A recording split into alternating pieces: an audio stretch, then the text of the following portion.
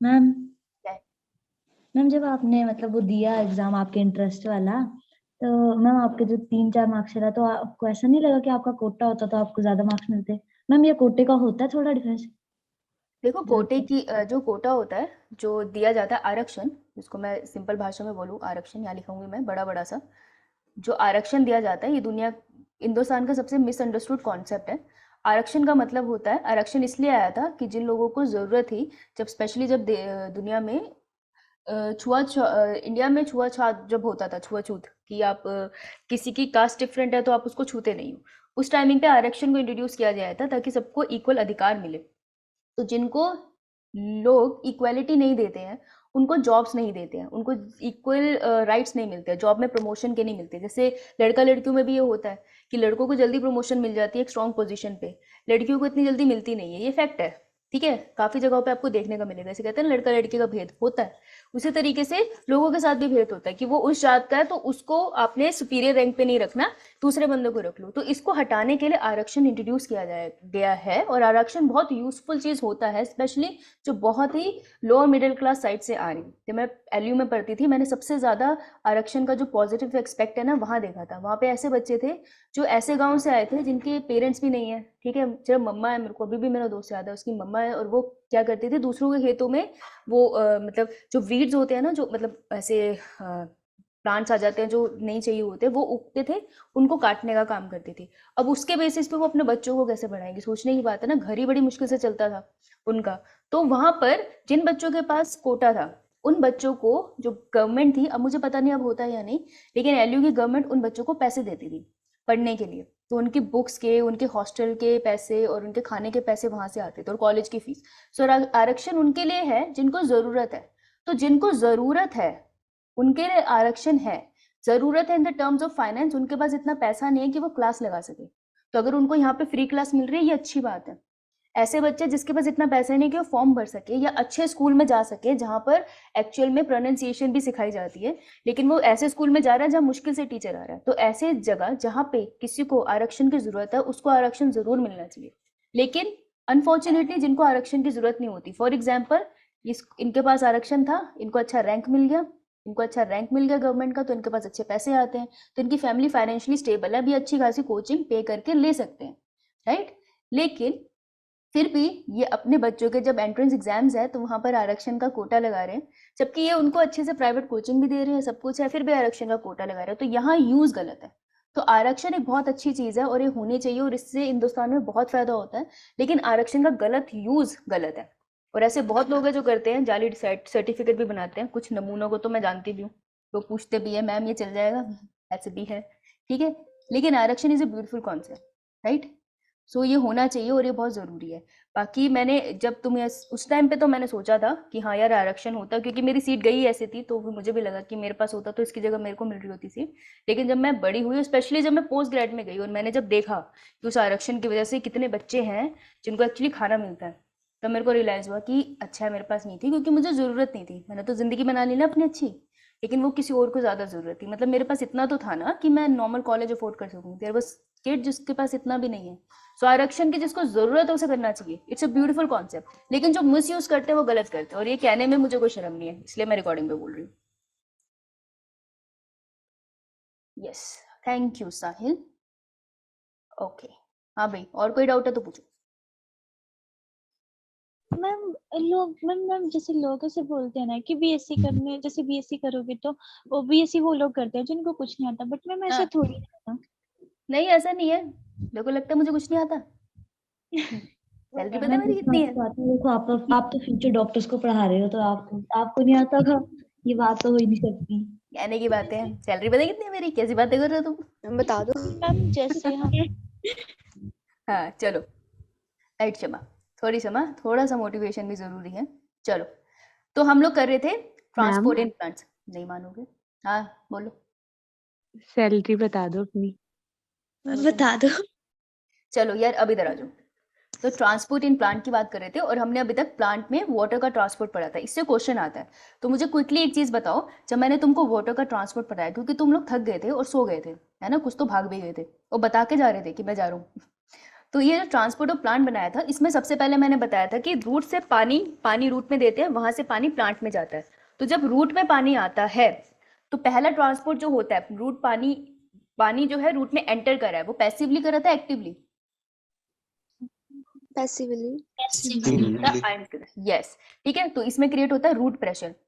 तो सबसे पहले पानी जो प्लांट में ऊपर की तरफ गया because of the root pressure, passively गया, थोड़ा सा गया, सफिशिएंट नहीं है, आम का पेड़ इतना बड़ा है, पानी यहाँ पहुंचाना है, राइट। तो यहीं पर है ना। अब इससे ऊपर जो जाएगा उसके लिए जो मेन फोर्स रिस्पॉन्सिबल है that is transpiration, right. Transpiration उसको खींचता है। तो ट्रांसपिरेशन क्या होता है? एक खिंचाव है, पुल है। सूरज की किरणें उसे पुल करती है ऊपर की तरफ। तो सूरज की किरणें कैसे इफेक्ट करती है कि जो स्टोमेटा है, उसका जो स्टोमेटल अपर्चर है, वहां से पानी ऊपर की तरफ खींचता है, राइट। और स्टोमेटा से पानी जब बाहर जाता है, किस फॉर्म में जाता है, लिक्विड या वेपर? वेपर। ये क्वेश्चन है क्योंकि गटेशन में उल्टा होता है, वहां लिक्विड जाता है ना। जो ग्रास के ऊपर पानी की बूंद आती थी वो लिक्विड थी, तो कंपैरेटिव क्वेश्चन बनता है। अब जो ट्रांसपिरेशन है, पानी पेड़ से ऊपर की तरफ जा रहा है। यार ये खुद सोचो कितना बड़ा पेड़ है, तो ऐसे वो टूट ना जाए रास्ते में, तो वो एक कॉन्टिन्यूस फ्लो में कैसे चल रहा है। तो उस कॉन्टिन्यूस फ्लो में वो ऊपर की तरफ कैसे जा रहा है, इसे एक्सप्लेन किया था एक थ्योरी ने। उस थ्योरी का नाम क्या था?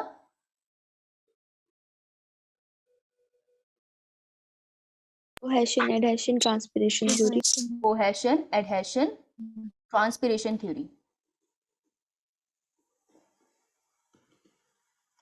अगर मैं तुमको होमवर्क नहीं देती हूँ, मैं इतना एक्सपेक्ट करती हूँ कि क्लास वर्क जाके रिवाइज करो, इसलिए मैं तुम्हें नोट्स भी भेजती हूँ। नहीं तो मैं पागल हूँ, क्लास के बाद मैं तुम्हें ग्रुप में क्यों नोट्स डालती हूँ? तुम ले सकते हो ना ड्राइव पे जाके, फिर भी डालती हूँ। तो एटलीस्ट हैव इतनी डिसेंसी कि अगर इतनी क्लास में पढ़ाया तो कम से कम इतना रिवाइज करके आओ, ज़्यादा मैं कहती भी नहीं, राइट। तो इसे ट्रांसपिरेशन पुल की ये थ्योरी है।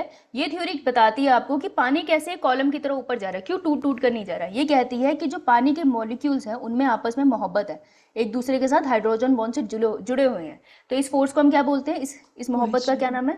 कोहेशन। वो कहती है कि पानी का मॉलिक्यूल है, दूसरा पॉइंट, वो कहती है कि जो पानी का मॉलिक्यूल है उसको मोहब्बत है जाइलम से भी, जिस ट्यूब से वो जा रहा है, इसमें भी हाइड्रोजन बॉन्डिंग है। इस मोहब्बत का क्या नाम है? एडहेशन। और जो पानी का मॉलिक्यूल ऊपर जा रहा है ना, उसकी एक शेप रहती है, कभी पानी की ड्रॉप देखना, एक शेप होती है उसकी भी। तो ये जो शेप है उसकी, वो कैसे मेंटेन रह रही है? Because of surface tension. जिसको ये टॉपिक नहीं पता, कल की क्लास के लास्ट के 15 मिनट देख लेना, तुम्हें समझ आ जाएगा, ठीक है। तो ये 3 फोर्सेस रिस्पॉन्सिबल होते हैं जिसकी वजह से पानी रूट से ऊपर की तरफ जाता है। तो वाटर ट्रांसपोर्ट में तुमको ये पॉइंट्स पता होने चाहिए। क्लियर? हाँ, बोल डाउट बोल। मैम जो वाटर है वो रूट के अंदर मैम एक्टिव तरीके से नहीं आता, मतलब आयन जाते हैं अंदर वो हाँ, आयन जाता है मैम। तब तो एक्टिवली नहीं जाएगा, क्योंकि नहीं। जब फॉर एग्जांपल अगर सॉइल की कंपैरिजन लो आप रूट से, तब उसमें जो कंसंट्रेशन होगी मिनरल, वो तो कम नहीं होगी एज कंपेयर टू रूट। नहीं मैम, प्लांट, हाँ आई थिंक रूट जो सॉइल है हमारी, उसका एरिया भी तो ज्यादा है, तो और रूट का एरिया भी तो कम है। अगर कि रूट में 100 Na पॉजिटिव हैं, तो रूट में अगर सॉइल में 1000 भी होंगे, मतलब, और अगर सरफेस एरिया जो उसका एरिया को कंपेयर करेंगे, तब तो उसमें कंसंट्रेशन ज्यादा नहीं आएगी रूट में। जो रूट है ना साहिर, जो रूट है उसको कोई फर्क नहीं पड़ता पूरी सॉइल में कितना अमाउंट ऑफ आयंस है। उसको सिर्फ इतना फर्क पड़ता है कि अगर ये रूट है और इसके साथ ये सॉइल है, तो इतनी सॉइल में कितने आयन की कॉन्सेंट्रेशन है, उसको इसी से लेना देना है, बाकी से तो वो कांटेक्ट ही नहीं कर रही ना, सो इट डजंट मैटर। तो तुम पूरी सॉइल तो नहीं ले सकते।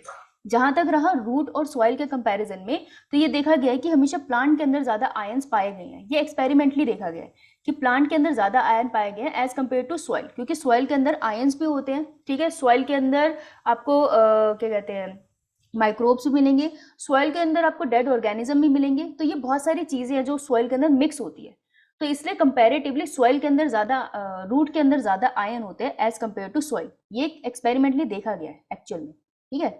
तो रूट में मोर आयंस है। स्पेसिफिकली आयंस की बात कर रही हूँ जो नेगेटिवली चार्ज होंगी। अगर मैं और स्पेसिफिक बोलूँ तो यहाँ पे आयंस कम है, लेकिन फिर भी प्लांट को ज्यादा चाहिए, ठीक है। अगर प्लांट को ज्यादा चाहिए तो ऐसा नहीं है कि आयंस हमेशा एक्टिवली जाएंगे। यार मान ले किसी कंडीशन में, मान लूँ ये मैंने खाद वाली सॉइल डाली है जहाँ पे सारे के सारे डेड ऑर्गेनिज्म अच्छे से डिकम्पोज्ड है। अब ये मैंने खाद वाली में तो आयंस ज्यादा होंगे, रूट में कम होंगे, तो आयंस पैसिवली भी चले जाएंगे, ऐसा कुछ नहीं है। आयंस पैसिवली भी जाएंगे, हमेशा एक्टिवली नहीं जाएंगे। Ions can go passively, but majoritily वो एक्टिवली जाते हैं। तो मेजोरिटी हमेशा एक्टिव होती है, क्योंकि एक टाइम आएगा जब आयन की कॉन्सेंट्रेशन रूट में ज़्यादा हो ही जाएगी सॉइल से, फिर भी सॉइल रूट को और आयन चाहिए होंगे, तो एक्टिव ट्रांसपोर्ट होना ही होना है। जो पानी है, पानी और आयन की मोहब्बत है साथ में, तो जब भी आयन जाता है ना एक्टिवली, वो एक्टिवली घुस रहा है उसके अंदर, पानी उसके पीछे पीछे आराम से निकल जाता है, क्योंकि पानी को जानने के लिए कभी जरूरत नहीं पड़ेगी, और ऐसे कभी मूवमेंट नहीं आएगा कि सॉइल में और रूट के कंपैरिजन में रूट में पानी ज़्यादा हो। हमेशा तुम्हें ये देखने को मिलेगा कि सॉइल है ना, तो उसी में पानी ज़्यादा होता है, तो और एक्वापोरिन्स की तरफ वो आराम से अंदर चला जाता है। तो जो वाटर मूवमेंट है, पानी की जो मूवमेंट है रूट के अंदर, वो होती है पैसिव, लेकिन जो आयन की मूवमेंट है रूट के अंदर, वो होती है मेजरली एक्टिव। लेकिन अगर किसी कंडीशन में तूने बना लिया अपने घर में, एक पूरा सिस्टम लगा के बना लिया, भैया सॉइल में ज्यादा आयन डाल दिए, तो यार पैसिव भी हो जाएगी, ऐसी बात नहीं है। लेकिन पर एक मूवमेंट जरूर आएगा, जब रूट में आयंस होंगे फिर भी रूट और आयंस की डिमांड करेगा, तब एक्टिवली हो जाएगी। समझ आई? यो मैम।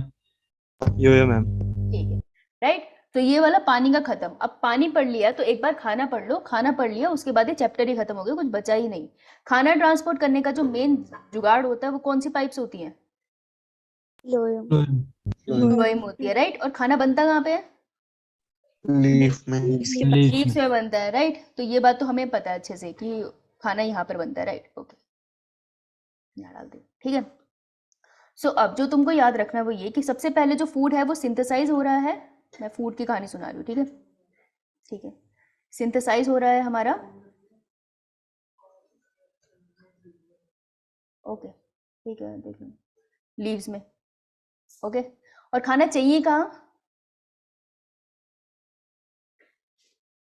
कहाँ चाहिए खाना? पूरे ट्री को, पूरे प्लांट्स में। एंटायर प्लांट को चाहिए, बिल्कुल एंटायर प्लांट को चाहिए, राइट। इतनी बात हमको क्लियर है। अब इसको ट्रांसपोर्ट करने का जो जरिया है वो कौन सा है? सोर्स क्या है इसका? Medium, phloem. थोड़ा सा अगर मैं फ्लोएम के बारे में बोलूँ तो तुमको पता है फ्लोएम किससे बना होता है? फ्लोएम बना होता है कुछ ऐसे से छन्नी टाइप के सेल होते हैं, इसमें से छन्नियाँ लगी होती है जो घर में होती है ना, वो करवा चौथ में भी यूज होती है बहुत ज्यादा।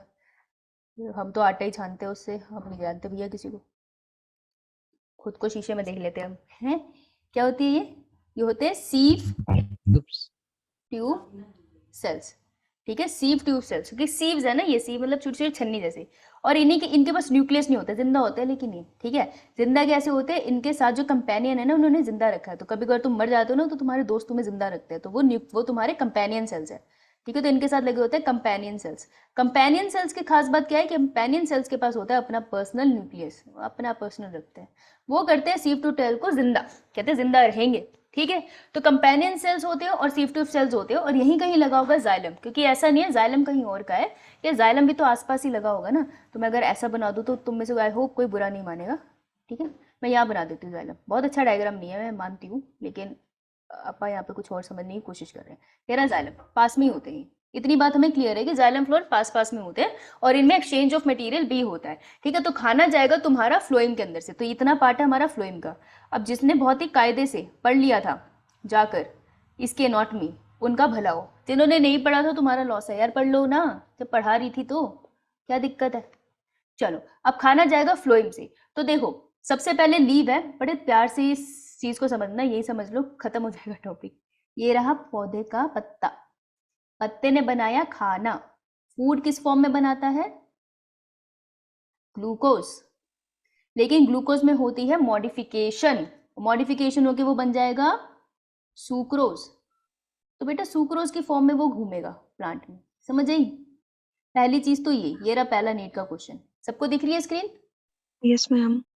ओके, बड़े प्यार से देखना। अब ये जो सुक्रोज है, ये प्लांट का जो लीफ का जो सेल था, प्लांट का सेल है ना जो बना रहा है खाना, जिनको भूल गया भैया, ये रहा पत्ता, पत्ते में पत्ता, पत्ते में केका, ये पत्ते का एक सेल है ना, यहाँ बना सुक्रोज। ये ले पीले रंग का सुक्रोज ले भाई, तू पीला नहीं है, सुक्रोज बना यहाँ। अब इसको निकलना है बाहर और बाहर जाना है पाइप में। तो जो पत्तों के बीच में से वेन सी बनी होती है ना, वो इसीलिए बनी होती है, उनके आसपास तुमको मिल जाएगा ट्रांसपोर्ट का सिस्टम।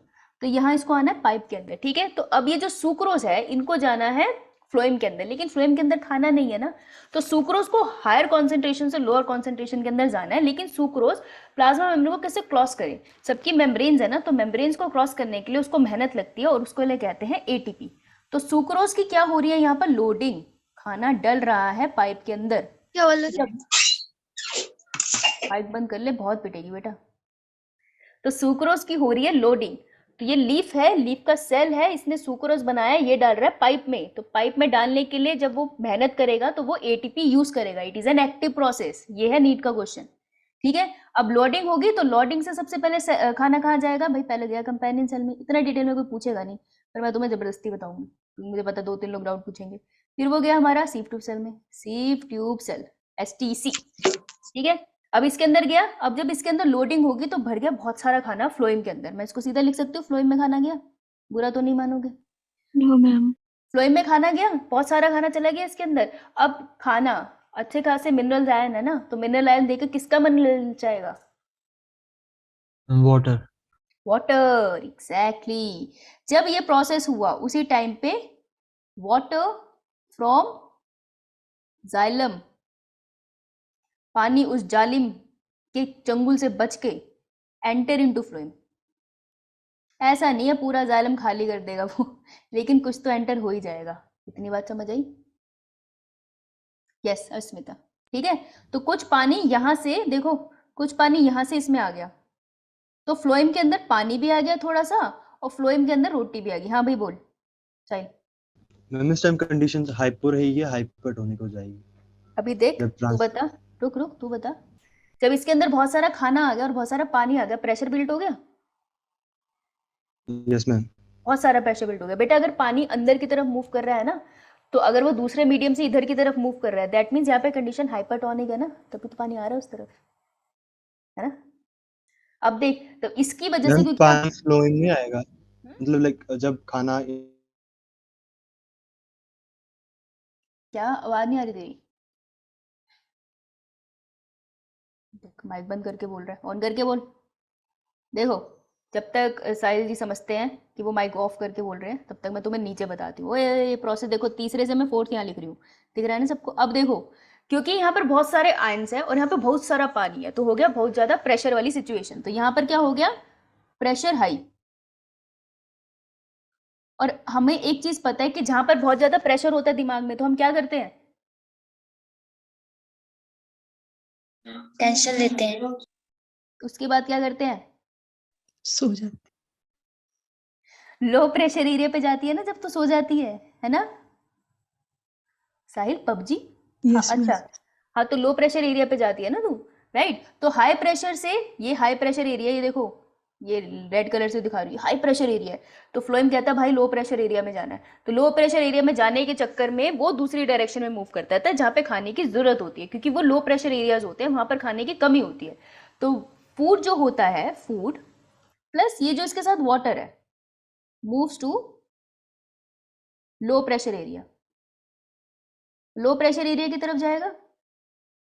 जब वो लो प्रेशर एरिया की तरफ जाता है तो फाइनली वो पहुंच गया, उसको जाना था रूट्स के पास, लेट से, तो वो रीच कर गया रूट, रीच रूट, और वो रीच के रूट के पास पहुंच गया।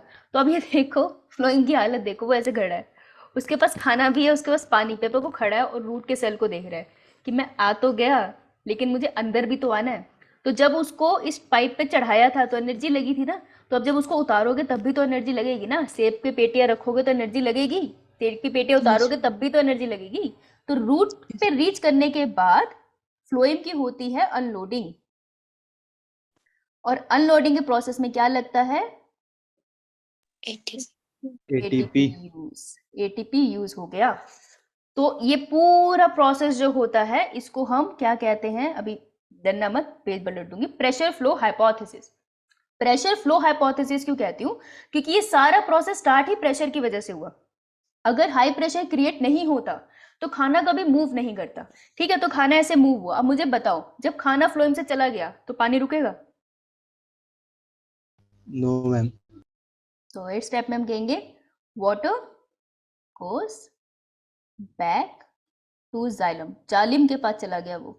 ऐसे नहीं सारा पानी फ्लोइंग में आ जाता है यार, थोड़ा सा आता जाता रहता है, तो इतनी कोई दिक्कत नहीं होती है। इतना चलता है, इतना चलता है, इनके बीच में इतनी दोस्ती यारी है, ठीक है। तो this was entire pressure flow hypothesis. समझ में आई? Yes ma'am. स्क्रीनशॉट लो इसका।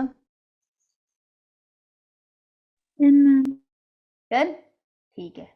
अब देखो एनसीईआरटी ये डायग्राम बनाती है, इसमें 3-4 वर्ड और ऐड कर देगी, कोई बात नहीं, ये कर लेते हैं। पिक्चर देखो ये सारी, नोटेड टू बी, अरे पब्लिश नहीं करा है भाई, क्लास में यूज कर रही हूँ एनसीईआरटी, या एनसीईआरटी को हम यही क्रेडिट दे देते हैं, इससे पहले एनसीईआरटी वाले मुझे सू करे। आप पेपर एनसीईआरटी से डालते हो, मैं बच्चों को डायग्राम दिखाने पड़ेंगे ना previous सर, हम slide. क्या करें। हाँ तू मेरी बात तोड़ दे, ले ले तू पहले फोटो ले। डन। Done ma'am. कितने प्यार से लिखा है मैंने, पहली बार, कमाल हो गई। ये देखो पत्ते पे आते हैं, पत्ते से स्टार्ट करेंगे, पत्ते में पत्ता, पत्ते में cake. Sugar enter sieve tube, water flows by osmosis, high turgor pressure की थ्रेशोल्ड पे लिखा है इसने। ये कह रहे हैं यहाँ बना खाना, खाना एंटर कर गया सीव ट्यूब सेल में, जो सीव ट्यूब सेल भूल गया, ये रहा छन्नी वाला सेल, वही छन्नी जो हम यूज नहीं कर रहे हैं, हम शीशे में खुद को देख रहे हैं और खुद ही का व्रत रख के खुद ही के लिए तोड़ रहे हैं, सीव ट्यूब सेल। ठीक है, तो यहाँ से खाना एंटर करिए, शुगर का मतलब ये खाने की बात कर रहे हैं, ठीक है। सीव ट्यूब सेल में एंटर करा, इसकी वजह से पानी भी एंटर कर जाता है फ्लोएम के अंदर, सीव ट्यूब सेल के अंदर, और इस प्रोसेस को ऑस्मोसिस कहते हैं। तो तुमसे ये पूछ लेंगे यार कि उस जालिम के चुंगल से बच के फ्लोएम में जो जल आया था वो किस वजह से आया था, फ्लोएम की वजह से आया था, सॉरी ऑस्मोसिस की वजह से आया था, तो प्रोसेस का नाम पूछ लेंगे। इसकी वजह से हाई टर्गर प्रेशर क्रिएट हो गया, उस रीजन में हाई टर्गर प्रेशर क्रिएट हो गया। टर्गर प्रेशर क्या होता है, ये सेल है, ठीक है, प्लांट सेल है, और ये उसकी सेल वॉल है, ये सेल वॉल है, और ये है प्लाज्मा मेम्ब्रेन।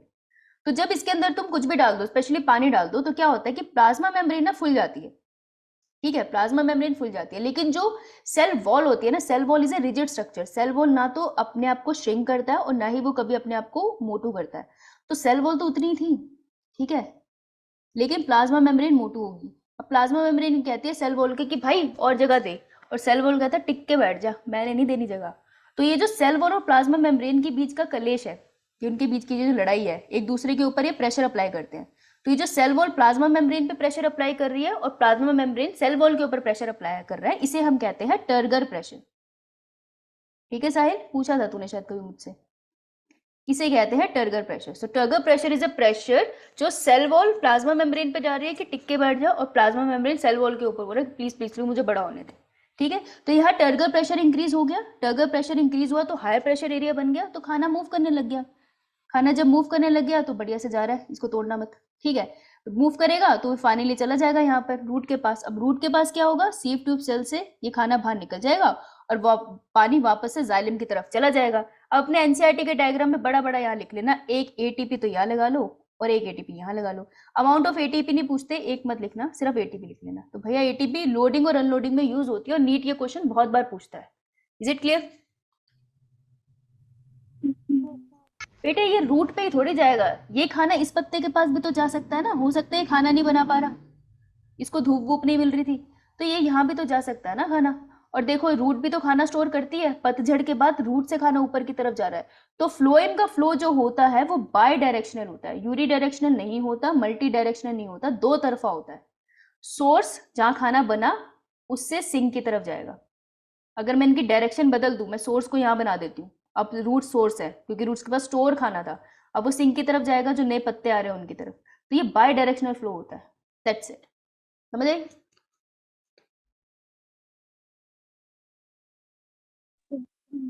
नहीं समझ आई? क्या बात कर रहे हो यार? Done ma'am. फोटो लेना है इसकी?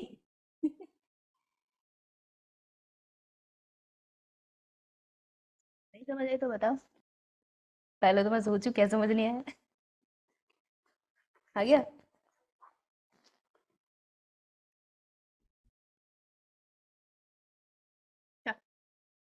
ये लो भाई, अब लो इसकी फोटो। जो मैंने पीछे बोला है ना इतनी जल्दी जल्दी, जो आधे बच्चे होंगे, हे भगवान मेरा छूट गया, फोटो लो, लिख दिया मैंने ऑलरेडी, पता था मुझे छूट जाएगा। 1 2 3 1 2 3 ये ली फोटो। अरे क्या बड़बड़ा रहा है साहिल? मैम। भाई माइक बंद करके बड़बड़ा रहे। ओके मैम, जिन प्लांट्स में लीफ नहीं होते हैं उनको कहाँ बनता है?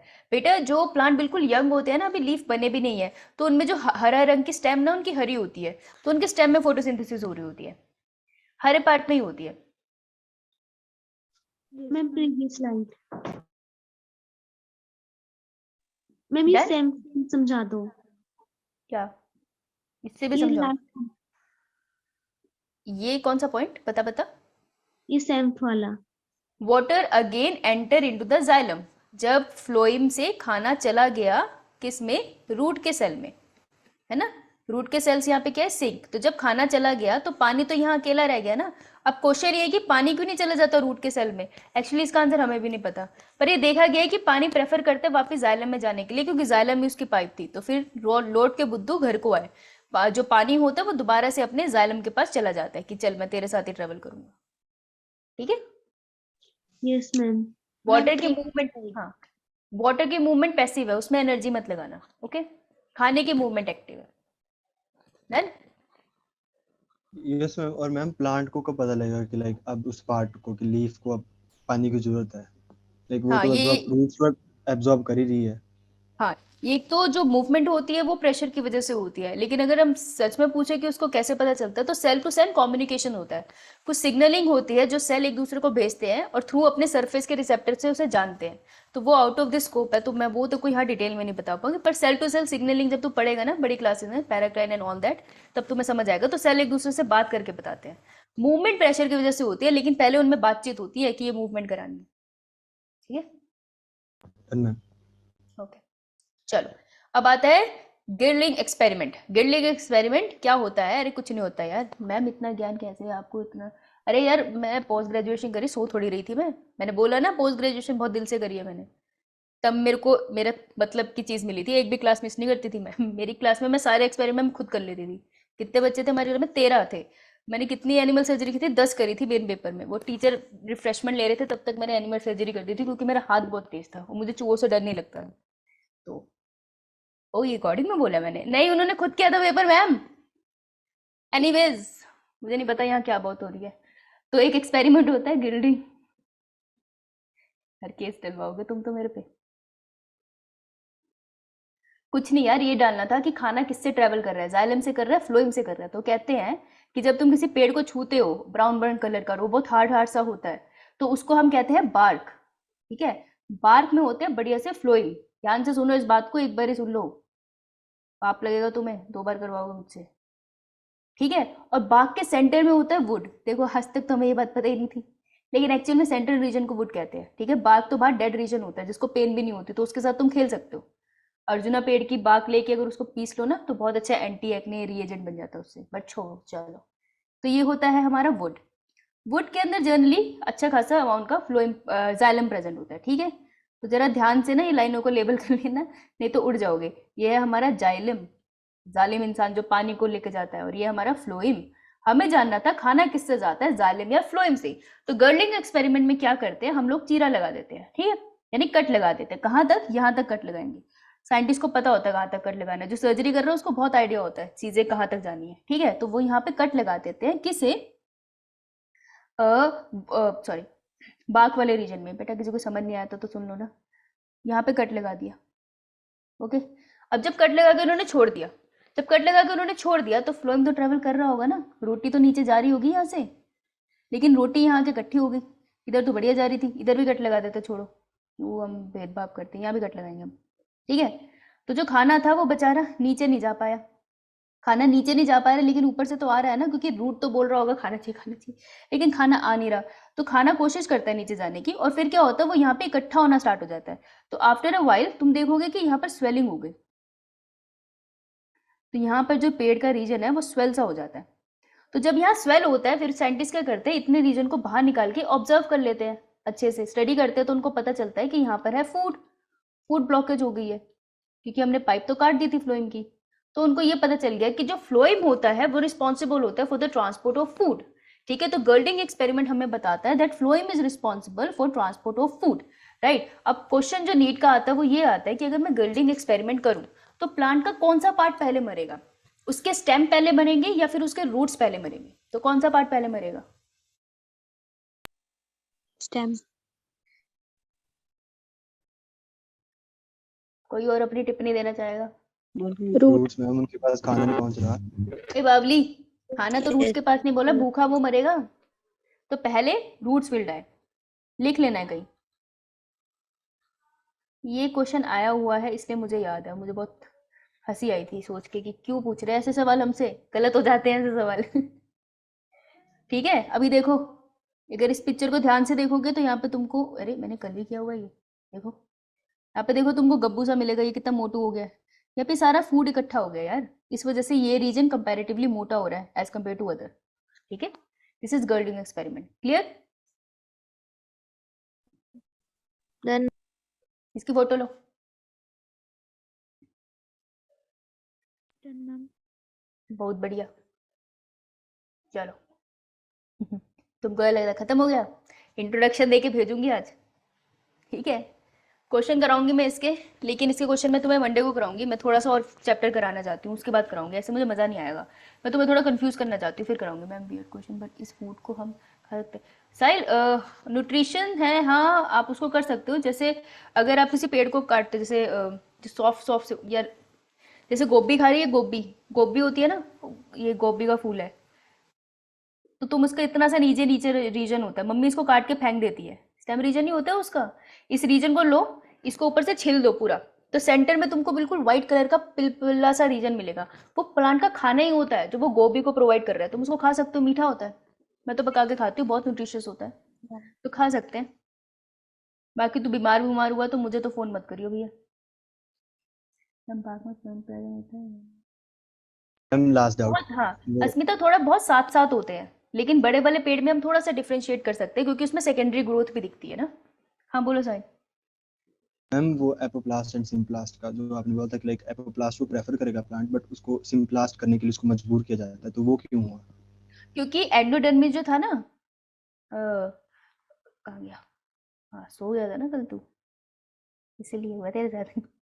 ये जो एंडोडर्मिस है ना, सुबेरियन स्ट्रिप्स है, ये यहाँ से किसी चीज को क्रॉस नहीं करने देती। ये लगी इसलिए होती है, प्लांट के अंदर पानी के साथ कुछ भी क्रॉस कर जाता कोने से, तो टू मेक श्योर कि कोई पैथोजन या कोई केमिकल कोने से क्रॉस ना कर जाए, हर चीज को साइटोप्लाज्म में एंटर करना पड़ता है। So because of the Casparian strip हर चीज को एंडोडर्मिस में घुस के आगे पेरिसाइकिल से जाना पड़ता है इन सिम्प्लास्टिक वे। ठीक है, मैम इसमें सेल्स वगैरह होंगे या फिर कि लाइक कोई ऐसा सेल होगा कि जहाँ पर रिएक्शन होगी तब जाके वो ट्रांसपोर्ट होगा आगे? एंडोडर्मिस Like के बाद, एंडोडर्मिस के साथ बाद सीधा पेरिसाइकिल आता है, तो यहाँ पे वो प्लाज्माडेस्माटा से क्रॉस करता है और उसके बाद तो सीधा जाइलम आ जाता है ना, तो इसके बीच में और कोई सेल ही नहीं बढ़ता। नहीं मैम, कैस्पेरियन स्ट्रिप से आगे पूछूं, जैसे कि लाइक कॉर्टेक्स के एंडोडर्मिस में आ गया, उसके आधे में कैस्पेरियन स्ट्रिप लगी हुई है, और आपने बोला कि ये लाइक परमिएबल नहीं है किसी भी चीज के लिए, लाइक सुबेरियन परमिएबल नहीं होता है आई थिंक, तो फिर इससे आगे ट्रांसपोर्ट कैसे होगा वाटर? फिर इसके आगे पानी देख, यहाँ से ये एरो देख, अंदर चला जाता है साइटोप्लाज्म में, अब वो सिम्प्लास्टिक वे में जाएगा, प्लाज्मोडेस्माटा से क्रॉस होता हुआ। Done ma'am. ठीक है, हाँ फ्लोएम सैप होता है, जो सेंट्रल पार्ट होता है ना फ्लोएम का, उसको सैप कहते हैं। सैप मतलब सेंट्रल पार्ट को कहते थे हम, जैसे पित्त होता है।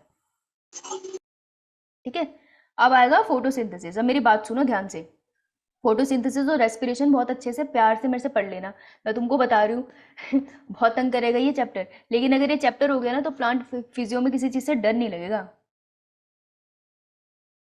कोई बात नहीं वर्षा, क्या हो गया? देखो डाउट आए तो पूछो, नहीं आए तो भी ठीक है, लेकिन तुम पढ़ते रहो, जितना तुम पढ़ोगे उतना तुम क्वेश्चन करना स्टार्ट करोगे। बहुत ज्यादा डाउट, कम डाउट, ये कोई लॉजिक नहीं होता, डाउट डाउट होता है मुझे लगता है, और कुछ भी हो सकता है। ओके, वो छोटा बड़ा नहीं होता, गलत सही नहीं होता, मुझे लगता है मतलब डाउट तो डाउट होता है यार, इसकी कोई क्वालिटी नहीं होती है ना, तो कोई टेंशन ना लो, डाउट पूछा करो। अब देखो फोटोसिंथेसिस और रेस्पिरेशन पढ़ लेना, और अब छुट्टी मत करना। वैसे मैंने तुम्हें कभी नहीं बोला छुट्टी करो ना करो, तुम्हारी मर्जी है, तुम्हारी श्रद्धा को पूरे मैं क्या करूँ, लेकिन छुट्टी मत करना, क्योंकि अगर फोटोसिंथेसिस का एक लेक्चर मिस हुआ, मैं गारंटी देती हूँ आगे का कुछ समझ नहीं आएगा, और मैं नहीं समझा पाऊंगी, क्योंकि पीछे का बेसिक्स में कितनी बार रिपीट करूंगी ना, पॉसिबल नहीं है, राइट। सो फोटोसिंथेसिस और रेस्पिरेशन कोई मिस नहीं करेगा, तो आने वाली कम से कम 6 क्लासेस मिस मत करना, जैसे भी हाल में हो लगा लेना, और अगली क्लास में आने से पहले पिछली क्लास लगा कर आना, नहीं तो मत आना। सच में समझ नहीं आएगा तो क्या पॉइंट है, फिर तुम सोचो उल्टा चैप्टर से डर जाओगे कि हाय फोटोसिंथेसिस तो मुझे समझ नहीं आया था क्लास में भी, अब तो कभी नहीं होगा, मर गई मैं। ऐसा मत करना, रेगुलरली आ जाना फोटोसिंथेसिस और रेस्पिरेशन। उसके बाद जो तुम खेलते हो ना लुका छुपी, आते जाते रहते हो, खेल लेना, कोई बात नहीं, ठीक है। आओ भाई, कितना टाइम हुआ है? इंट्रोडक्शन तो मैं दे के जाऊंगी चैप्टर की, ध्यान से सुनना और बड़े मजे से सुनना, ठीक है। तुम्हारे मजे मजे वाले दिन है, ठीक है। फोटोसिंथेसिस क्या होता है? भोजन बनाना। फोटो मतलब लाइट की मदद से, सन की लाइट की मदद से, तो लाइट की मदद से हम बनाते हैं सिंथेसिस। सिंथेसिस मतलब बनाना, कुक करते हैं। फोटोसिंथेसिस खाना बनाना, तो इंग्रेडिएंट भी प्लांट खुद बनाता है, ठीक है। इसमें हम जो पढ़ते हैं वो है एक्शन स्पेक्ट्रम और एब्जॉर्प्शन स्पेक्ट्रम, जो बहुत जरूरी कॉन्सेप्ट है जो आएंगे। अब देखो हमें फोकस किस पे करना है फोटोसिंथेसिस के चैप्टर में, पिगमेंट्स पे फोकस करना है, लाइट रिएक्शन क्या होता है, डार्क रिएक्शन क्या होता है, कीमोस्मोटिक हाइपोथेसिस क्या होती है, C3 साइकिल क्या होती है और कैम क्या होती है, ठीक है। एक बार स्टार्ट होगा तो बहुत आराम से चलेगा, और कोशिश करेंगे हर क्लास में हम एक ही टॉपिक करें ताकि तुम पागल पागल ना हो जाओ, राइट। पता चला पागल होकर बाहर घूम रहे, हमें नहीं दे रहा नीट, हम नहीं करेंगे, राइट। तो आ जाना क्लास में और कोशिश करेंगे समझने की, जिसको जहाँ समझ नहीं आएगा वो बता देना। इसमें स्टार्टिंग के चैप्टर में आते हैं एक्सपेरिमेंट्स, तुम आई थिंक इतना सबको अंडरस्टूड है, एक्सपेरिमेंट्स तुम खुद पढ़ोगे क्योंकि मैं तुमको मेन प्रोसेस बताना चाहती हूँ, ठीक है। तो मैं तुम्हें इतना बताना चाहती हूँ कि खाना बना कैसे, फूड बना कैसे, और उसके बाद फूड ब्रेक कैसे हुआ। खाना बनाया एनर्जी स्टोर करने के लिए और खाने को तोड़ा एनर्जी गेन करने के लिए, राइट। तो मैं ये बता रही हूँ कि मैंने किचन में खाना कैसे बनाया और उसके बाद जब मैंने उसको खाया तो वो मेरी बॉडी में कैसे टूटा, ये 2 प्रोसेस मैं बता रही हूँ प्लांट के केस में, राइट। तो अब चलते हैं आगे, इसका स्क्रीनशॉट ले लो, बहुत काम आएगा ये। Okay Done, ma'am. छुट्टी मत करना, और चाहे तुमको बीच में कुछ ना समझ में आए हिम्मत करके सुन लेना, क्योंकि कोई ना कोई ऐसा पॉइंट निकल आएगा जिससे क्वेश्चन आएगा, इससे क्वेश्चन आएगा ही आएगा, फिक्स है, ठीक है। मेरी बात हुई एनटीए वाले से, फिक्स है।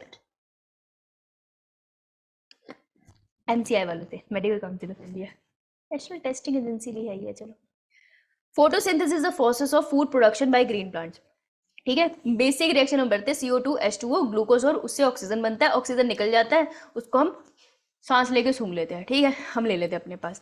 मैंने बैलेंस नहीं करा इस इक्वेशन को, ठीक है, मेरे को खबरदार किसी ने लिखा बैलेंस नहीं किया आपने। इंपॉर्टेंट चीजें तो तुम्हें पता होना चाहिए कि ये लोकेशन क्या है इस प्रोसेस की, कहाँ हो रहा है ये प्लांट में, कितनी एनर्जी फॉर्म हुई, कितनी एटीपी बनी और कितनी यूज हुई। देखो सबसे ज्यादा क्वेश्चन आता है एटीपी के ऊपर, क्योंकि usable form of energy is ATP, understand this.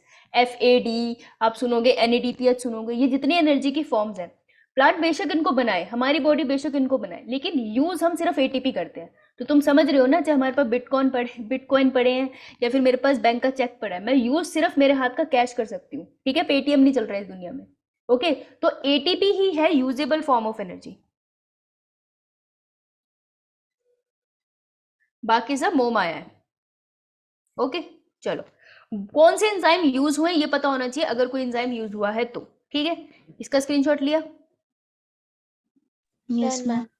अच्छा बड़े सिंसियर। आज किसकी क्लास है मेरी क्लास के बाद? फिजिक्स की ma'am. Previous slide. Previous slide की क्लास, हाँ बोलने इसको पहले लिखने दे यार। ये जब बोलता है ना Done, प्रीवियस ma'am. स्लाइड, मेरे को ऐसा लगता है बहुत जल्दी में है, मैं जल्दी जा रहा हूँ, जल्दी दिखाओ। फिजिक्स की क्लास है। ओके, लगा लियो।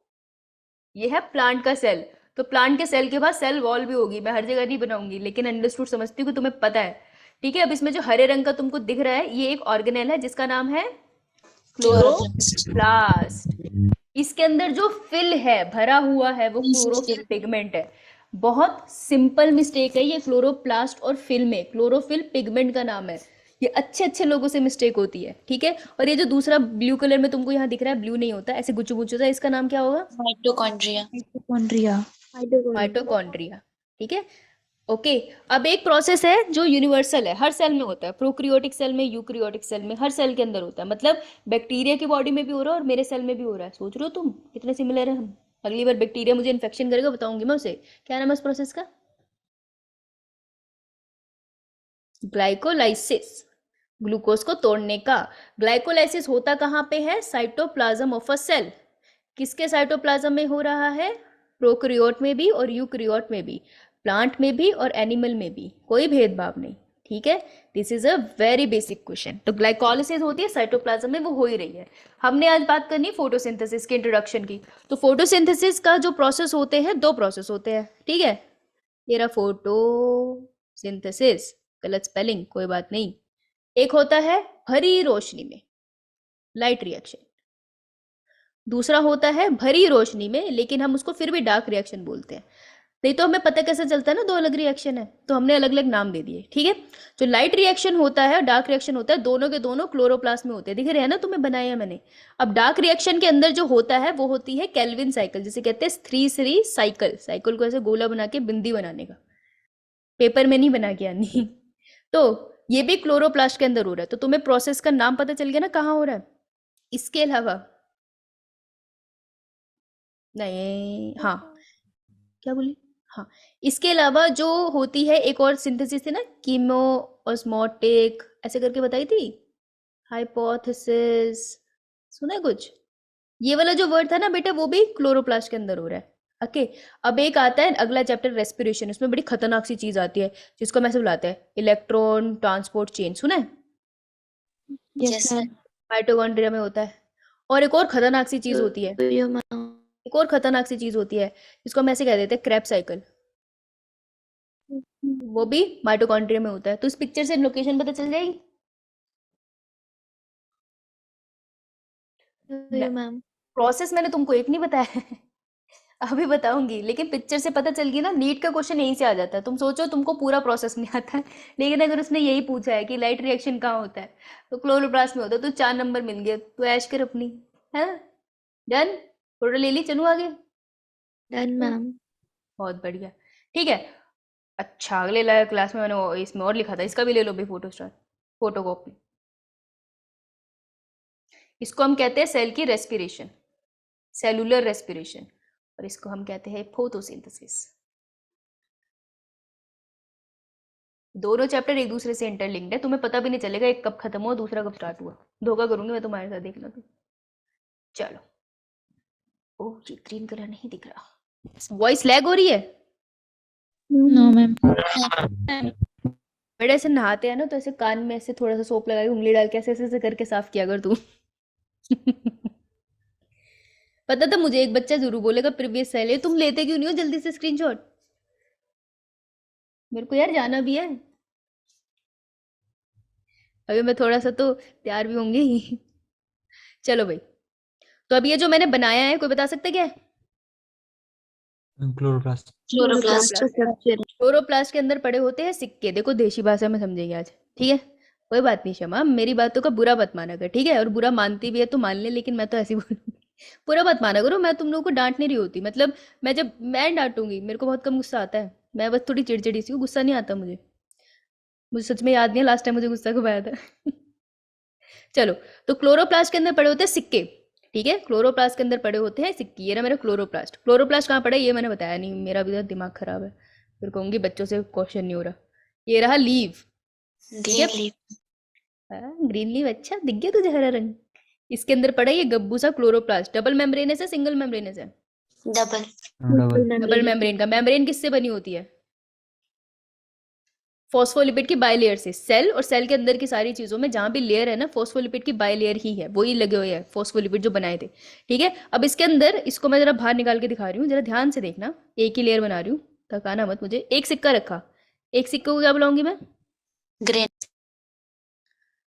थाइलेकोइड।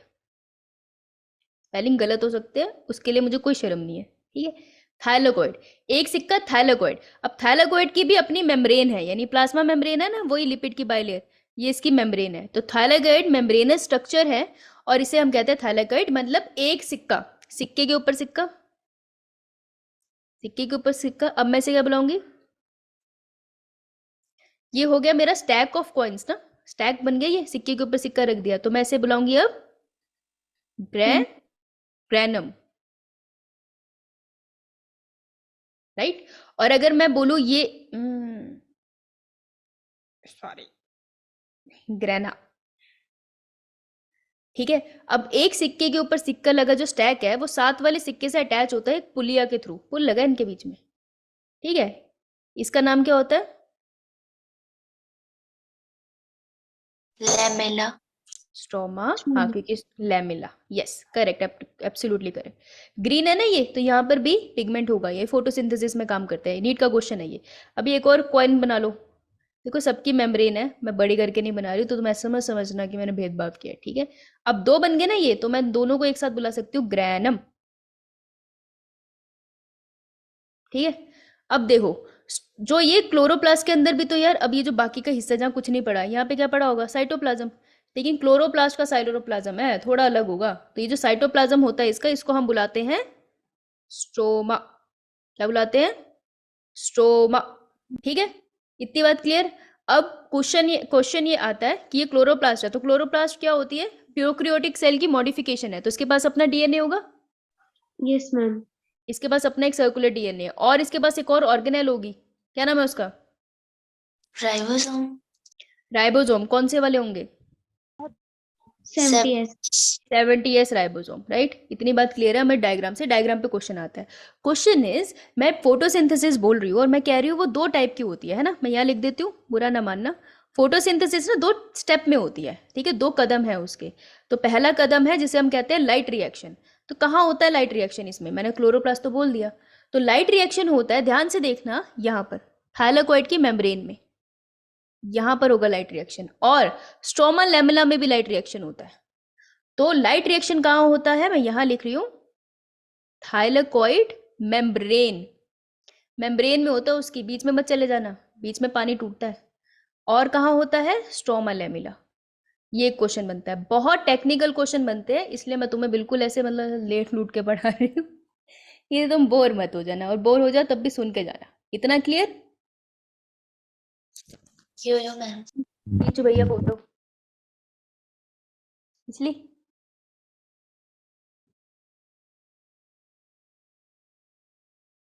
खींच ली। अब अगर मेरे को किसी ने बोला ना प्रीवियस स्लाइड बताऊंगी मैं तुम्हें, खींच ठीक ली। है? ओके। अब देखो, यही बात मैम ने बड़ी मेहनत से इस पे बनाई थी, फायदा कुछ खास हुआ नहीं।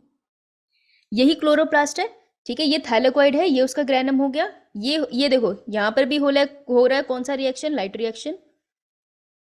और यहाँ पर भी हो रहा है राइट रिएक्शन। तो याद रखना, जहां मैंने ब्लू ब्लू करा है वो तुम्हें बता रहा है लाइट रिएक्शन। तो बेटा डार्क रिएक्शन कहाँ होगा? पीछे जाऊं तो यहाँ मैंने लिखा था कि जो मेरा डार्क रिएक्शन है वो कहाँ होता है? क्लोरोप्लास्ट में ना। तो डार्क रिएक्शन की जो केल्विन साइकिल है वो कहाँ पर हो रही होगी? वो हो रही होगी, कहाँ हो रही है? स्ट्रोमा। डार्क रिएक्शन की जो केल्विन साइकिल है, dark reaction happens in stroma. So this is a very basic question of NEET. समझ रहे हो तुम? बहुत पसंद है नीट वालों को, ये लिख लो, डार्क रिएक्शन यहाँ होता है। ओके, इसे डार्क क्यों कहते हैं? ये भी दिन में होता है, लेकिन डायरेक्टली लाइट के ऊपर ही डिपेंडेंट नहीं होता। सूरज की किरणों के बिना ये हो सकता है। सूरज की किरणों से जो खाना बनता है, जो एनर्जी बनती है, वो ये यूज करता है। जब ये कराऊंगी तब कराऊंगी, अभी नहीं जानना हमें वो चीज, इतना नहीं कॉम्प्लिकेटेड करना। फोटो ले ली? बहुत बढ़िया बात है। चलो आगे चलते हैं।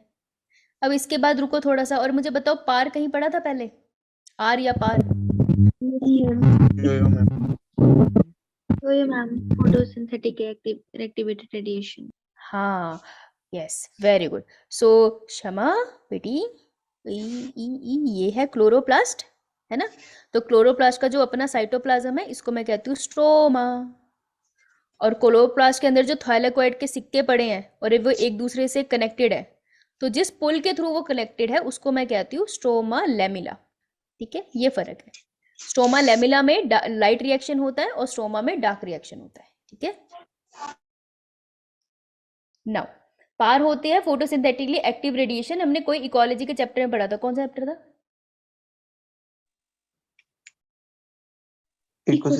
इकोसिस्टम।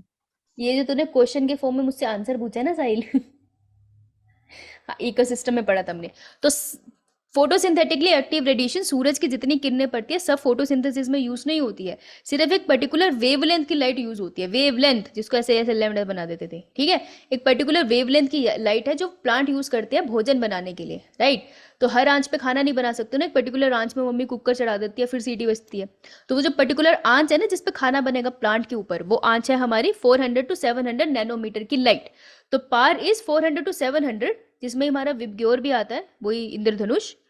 तो इसमें प्लांट जो है फोटोसिंथेसिस मैक्सिमम करता है। लाइट उसके ऊपर सब पड़ती है, ठीक है, ऐसा नहीं है छन्नी से छन के आ रही है, लाइट सारी पड़ रही है, लेकिन वो कैप्चर सिर्फ 400 to 700 नैनोमीटर की वेवलेंथ के बीच की जो लाइट है उसी को कैप्चर कर पा रहा है प्लांट, बाकी सारी लाइट को वो कैप्चर नहीं कर पाता। ठीक है, अब उसको कैप्चर करने के लिए, किसी चीज को पकड़ने के लिए मेरे पास कुछ तो होगा ना, एटलीस्ट मेरे हाथ हो, नहीं तो मैं अपने मुंह से उसको पकड़ लूं, मैं तो बावली हूं, हाथ से भी पकड़ लूंगी, तो कुछ होना चाहिए। तो प्लांट का ये लीफ है, इसको सनलाइट को कैप्चर करना है। कौन सी नैनोमीटर की लाइट? 400 to 700। 400 to 700। तो कैप्चर करने के लिए कुछ चाहिए ना इसको, तो इसके पास क्या होते हैं? पिगमेंट्स।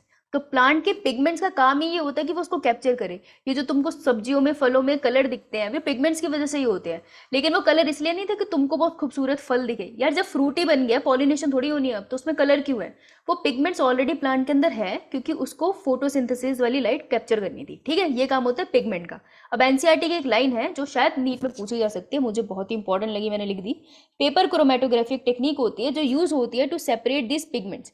अभी मैं तुमको प्लांट के पिगमेंट बताऊंगी, वो बहुत तरीके के पिगमेंट है, मैं तुमको 4 बताऊंगी क्योंकि तुम्हारी किस्मत अच्छी है, तुमको 4 पढ़ने हैं, मेरी अच्छी नहीं है, मुझे ज़्यादा पढ़ने पड़े हैं लाइफ में।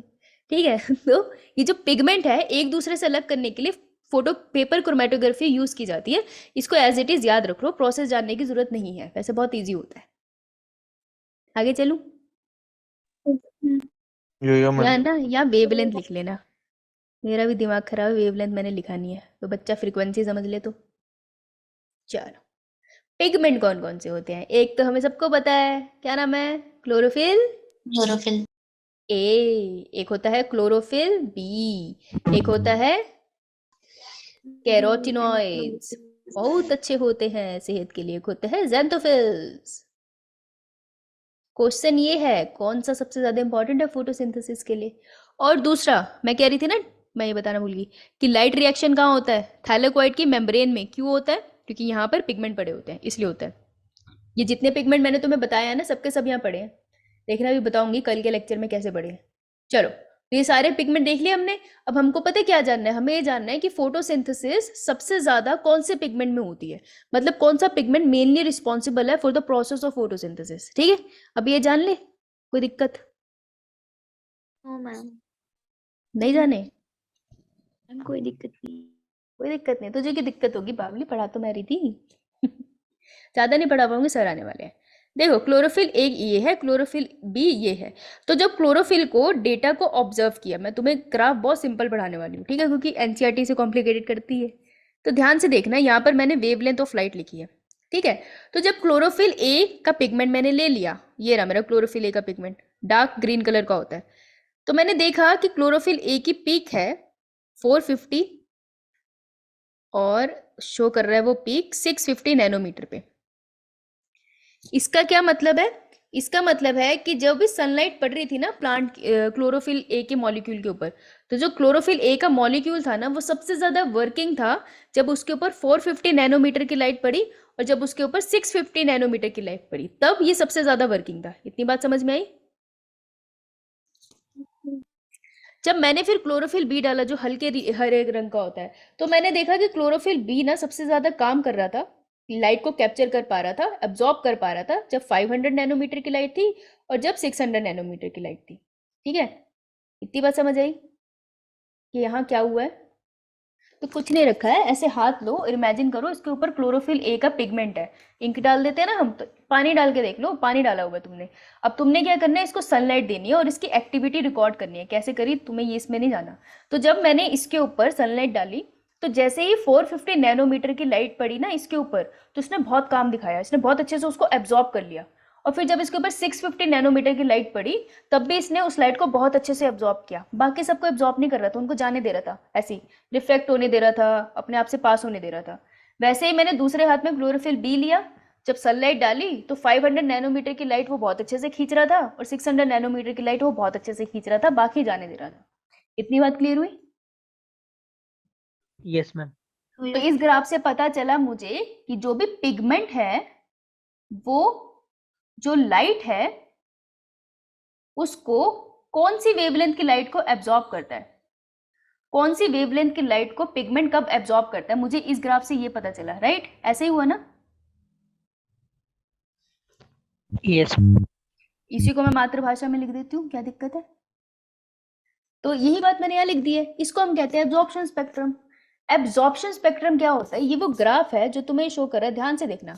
ग्राफ दैट शो कि कौन सा पिगमेंट प्लांट में किस वेवलेंथ की सनलाइट को मैक्सिमम एब्जॉर्ब करता है, दैट्स इट। ज़ैंथोफिल सनलाइट का कौन सी वेवलेंथ है जिसको सबसे ज्यादा एब्जॉर्ब करता है?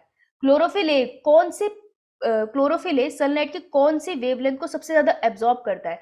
अगर मैं इस नॉलेज को ग्राफ में बना दूं तो उसको एब्जॉर्प्शन स्पेक्ट्रम कहते हैं। That's it. समझ आया एब्जॉर्प्शन स्पेक्ट्रम? Yes ma'am. तो मुझे कोई एक बच्चा बता दो क्या समझ आया, फिर मैं मान जाऊंगी, मैं नहीं मानूंगी नहीं तो। क्या होता है एब्जॉर्प्शन स्पेक्ट्रम में हमने ये नोट किया कि जिसके अलग अलग जो हमारे पास पिगमेंट है उसमें से कौन सा पिगमेंट जो कितनी वेवलेंथ पे जो एक्टिव करता है अपनी मतलब एब्जॉर्प्शन कितनी ज्यादा करता है, किसकी एब्जॉर्प्शन करता है? सनलाइट की एब्जॉर्प्शन किस तरह से करता है कितने वेवलेंथ पे। हाँ, यस करेक्ट शमा, जब वो कलर अब्जॉर्ब करे, हाँ लाइट अगर हम अब्जॉर्ब करेंगे तो कलर भी हमें दिखेगा, लेकिन वो जो लाइट अब्जॉर्ब कर रहा है वो किसी और पर्पज से कर रहा है यहाँ पर। ठीक है, तो इसी को मैं ग्राफिकली अनीश रिप्रेजेंट करूंगी तो उसे मैं एब्जॉर्प्शन स्पेक्ट्रम बोलूंगी। ये क्लियर है सबको? Yes ma'am. स्क्रीनशॉट लो मैम। इसका, स्क्रीनशॉट लो इसका, इसका बढ़िया से हिंदी में लिखा है, बैठ के पढ़ना। Done? Ma'am Done, previous graph वाली। ये ले, मैंने ज्यादा कोऑर्डिनेट नहीं लिखे क्योंकि तुम कंफ्यूज होते हो। Done ma'am. ये ले लिए सबने, एवरीबॉडी? ये मैम। बेटा दूसरी तरफ मैंने पता क्या किया, मैंने एक प्लांट लिया और मैंने उस प्लांट पे रेट ऑफ फोटोसिंथेसिस लिया। तो मैंने एक तरफ प्लांट रखा, मैंने कहा जब तक वो चल रहा है, वो तो आयुष मुस्कान सब कर रहे हैं एक्सपेरिमेंट, ओशन और मैं यहाँ पर एक्सपेरिमेंट कर रहे हैं। हमने कहा हमने प्लांट ले लिया, चल देखते हैं इसमें फोटोसिंथेसिस कैसे होती है। तो इसके ऊपर अपन ने सनलाइट डाल दी बढ़िया से, हैं, और मैंने सनलाइट डाली और मैंने कहा मैं इसको भी, हाँ बता दूंगी कि मैं इसको भी ऑब्जर्व करती हूँ कि इसमें फोटोसिंथेसिस कौन सी वेवलेंथ पे हो रही है। तो जब मैंने ऐसे किया तो मैंने देखा कि जब 400 नैनोमीटर की लाइट पड़ी थी ना, फोटोसिंथेसिस सबसे ज़्यादा हुई थी। उसके बाद जब 700 नैनोमीटर की लाइट पड़ी थी लगभग, तब फोटोसिंथेसिस ज़्यादा हुई थी। तो मुझे पता चला कि प्लांट के ऊपर, मैंने पिगमेंट की बात नहीं करी, मैं जर्नली सिर्फ प्लांट को ऑब्जर्व कर रही हूँ। तो मैंने कहा कि प्लांट के ऊपर जब 400 नैनोमीटर की लाइट पड़ती है और जब 700 नैनोमीटर की लाइट पड़ती है तो प्लांट मैक्सिमम फोटोसिंथेसिस करता है। इतनी बात समझ आई? तो मुझे बताओ कि जो टाइगर श्रॉफ है वो क्या करता है पिक्चरों में? एक्शन, है ना, वो उसका एक्शन है ना, फाइटिंग सीन्स करना, राइट। तो प्लांट की लाइफ में क्या एक्शन है, प्लांट क्या करता है मेन? बच्चे बातें करना मत बोलना। फोटोसिंथेसिस। फोटोसिंथेसिस। तो प्लांट को जब मैंने और ओशियन ने पढ़ा और मुझे पता चला कि वो अपना मेन काम मैक्सिमम किस वेवलेंथ में करता है, अगर मैं इसका ग्राफ बनाऊं जो तुम्हारे सामने है तो मैं इस ग्राफ को क्या बोलूंगी? Action spectrum. समझ में आया? Action ma'am. स्पेक्ट्रम। फोटो लो इसकी। ये दो कॉन्सेप्ट पे क्वेश्चन आते हैं और ये दो कॉन्सेप्ट बहुत कंफ्यूजिंग लगते हैं। डन? अब इसी को हम हिंदी में पढ़ लेंगे क्योंकि ऐसे सब हिंदी में ज़्यादा आसान लगते हैं। कपित सर अगर आप आगे हो तो बता देना। नहीं आए हैं बेचारे सर, वहाँ से यहाँ आएंगे फटाफट। सो ये ग्राफ बताता है कि फोटोसिंथेसिस का रेट कौन सी वेवलेंथ ऑफ सनलाइट पे मैक्सिमम होगा। ठीक है, अब अगर दोनों ग्राफ को मैं मिक्स कर दूं, किसको?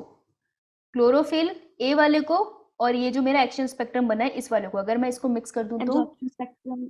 हाँ स्मिता इसकी जरूरत नहीं है, वो नहीं आएगा, इन दोनों पिगमेंट का नहीं आता। तो अगर मैं इन दोनों को मिक्स कर दूं तो ग्राफ पता है कैसे दिखेगा? ऐसे दिखेगा, ये देखो, ये है मेरा क्लोरोफिल ए का मॉलिक्यूल का ग्राफ और ये मेरा उसका फोटोसिंथेसिस। एक्शन स्पेक्ट्रम का ग्राफ, है ना।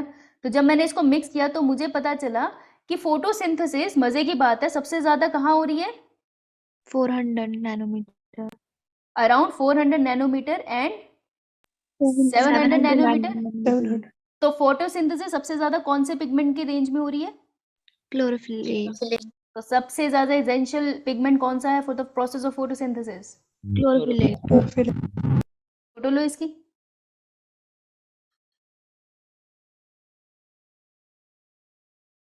अब ये लिखो, the rate of photosynthesis is maximum in 400 to 700 nanometer pigment which major responsible for this chlorophyll A। चलो हो गया कितनी जल्दी हो गया, इसे खुद समझने में मुझे काफी साल लग गए। मेरे को कभी इसका डिफरेंस देखो समझ नहीं आया था स्कूल में, सच्ची बताओ मुझे कते समझ नहीं आता था 3 ग्राफ क्या बोल रहे हैं ये मुझे खुद ही पढ़ के समझ में आया बाद में। मैम आपने पार्टी में कितने बजे पहुंचना है? हाँ जा रही हूँ, रुक जा, चुप कर। ओके डन, ले लिया एक्शन स्पेक्ट्रम का भी? यो मैम। ठीक है, मैम क्लोरोफिल बी की पीक तो हाई थी, चल डजेंट मैटर, क्लोरोफिल बी अकेला काम कर रहा है तो उसकी पीक हाई है, लेकिन फोटोसिंथेसिस तो क्लोरोफिल ए की रेंज में हो रही है ना, तो chlorophyll A is mainly responsible. फिर हमने इसको और स्टडी किया तो हमें इसका रीजन भी पता चला, आगे पढ़ाऊंगी मैं तुमको। अभी तुम क्या लगते हो, ZCM समझ गए हो? ZCM पढ़ाएंगे हम तुम्हें, सबका डन? ठीक है, तो अब क्वेश्चन बचता है जो ये, पहले तो सर आएंगे मैं बता देना। दूसरा कि एक होता है साइटोप्लाज्म, या मैं अब रिकॉर्डिंग बंद कर देती हूँ।